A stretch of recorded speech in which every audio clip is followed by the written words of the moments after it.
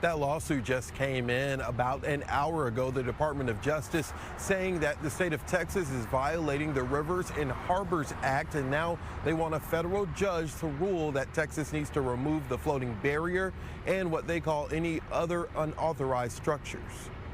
On the heels of a Department of Justice lawsuit, Governor Greg Abbott told President Biden by letter Texas will not remove its floating border barrier in the Rio Grande. The governor has couched it in terms of some old, not often invoked, but valid constitutional provisions about a state's ability to defend itself.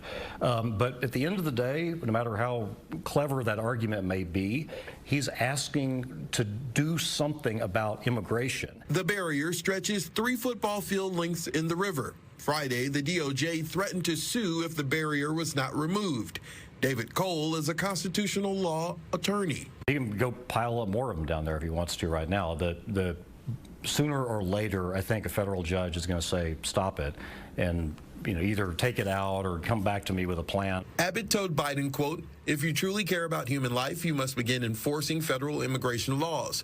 By doing so, you can help me stop migrants from wagering their lives in the waters of the Rio Grande River.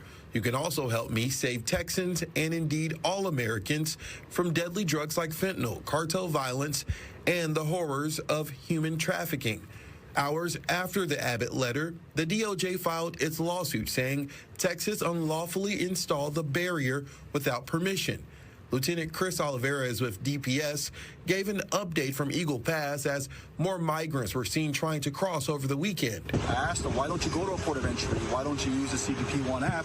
And they say they've been waiting in Mexico for months. They've been waiting for an appointment for months, and the CBP One app is not working. If a federal judge rules in the Biden administration's favor, it will likely go to the Fifth Circuit Court of Appeals. The Fifth Circuit is one that may take a really strong position in favor of Texas, depending on how the issues come to it. That could draw the attention of the U.S. Supreme Court. Of course, we have no idea how that'll play out. That's sometime down the road.